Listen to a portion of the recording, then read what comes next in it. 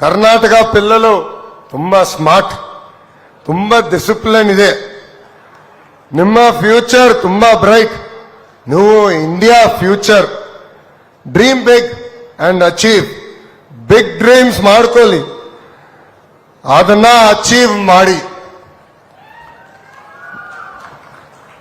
ఈరోజు నేను కర్ణాటకకు వచ్చిన ఆంధ్ర రాష్ట్రానికి వచ్చినట్టుంది. పెద్ద ఎత్తున మీరు నాకు ఘన స్వాగతం పలికారు. ఆంధ్రాలో జన్మించిన వారు ఉన్నారు, కానీ వలసలుగా కర్ణాటకకు వచ్చారు. ఆంధ్రప్రదేశ్ అంటే ఇష్టమైన కర్ణాటకని కన్న తల్లిగా భావించే ఇక్కడ మీరందరూ ఉన్నారు.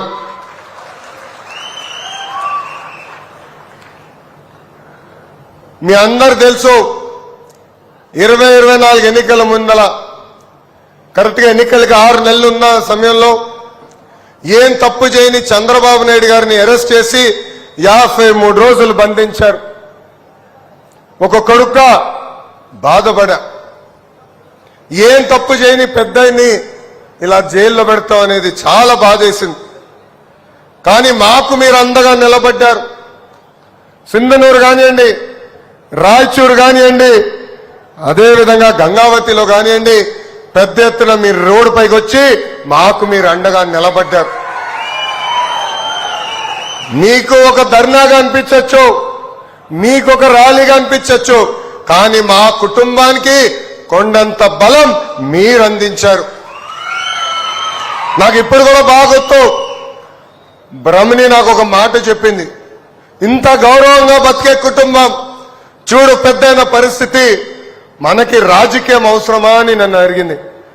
ఆనాడు నేను ఒకటే చెప్పాను, వెళ్ళి చూడు, భారతదేశంలోనే కాదు ప్రపంచంలో ఉన్న తెలుగు వాళ్ళందరూ మనకు అండగా నిలబడ్డారు. మన జీవితాంతం వాళ్ళకి రుణపడి ఉండాలని చెప్తాం జరిగింది.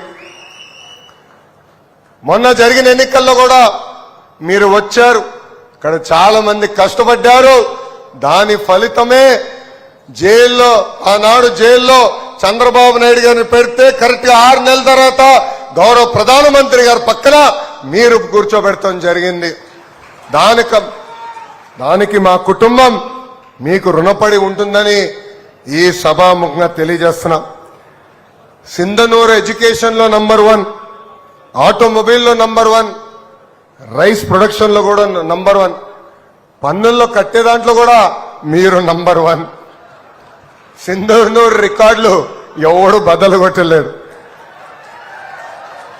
అదేవిధంగా సింధనూరులో శ్రీ కృష్ణదేవరాయ సైనిక్ స్కూల్ కూడా నంబర్ 1 అవ్వాలని ఈ సభాముఖంగా నేను కోరుకుంటున్నా. ఆనాడు తెలుగులో వలసలకు వచ్చి సొంత నిధులు ఖర్చు పెట్టి విద్య వైద్యం కూడా నిరుపేద కుటుంబాలకు అందిస్తాం జరిగింది. ఈ సేవా దృక్పథం ముందలు తీసుకెళ్లాలని ఇక్కడున్న తెలుగులందరినీ ఈ సభాముఖంగా నేను కోరుతున్నా. ఈరోజు నేను ఇక్కడికి వచ్చినప్పుడు నాకు పాత రోజులు గుర్తొచ్చినాయి. ఆనాడు కర్ణాటక ముఖ్యమంత్రిగా ఎస్ఎం కృష్ణ గారు, ఉమ్మడి ఆంధ్రప్రదేశ్ ముఖ్యమంత్రిగా శ్రీ నారా చంద్రబాబు నాయుడు గారు, ఇద్దరి మధ్యలో హెల్దీ కాంపిటీషన్ జరిగేది. ఎవరు ఏ కంపెనీ ఏ రాష్ట్రానికి పట్టుకెళ్తారా అని అహర్నిశర్ పోరాడేవారు. ఆ పోటీయే ఆనాడు ఆ నాయకులు కసి పెంచింది. ఆ పోటీ వల్లనే అటు ఉమ్మడి ఆంధ్రప్రదేశ్ ఇటు కర్ణాటక అద్భుతంగా అభివృద్ధి చెందిందని ఈ సభాముఖంగా మీ అందరికీ నేను తెలియజేస్తున్నా. కాంపిటీషన్ ఉంటేనే మనకు కూడా కసి ఉంటుంది.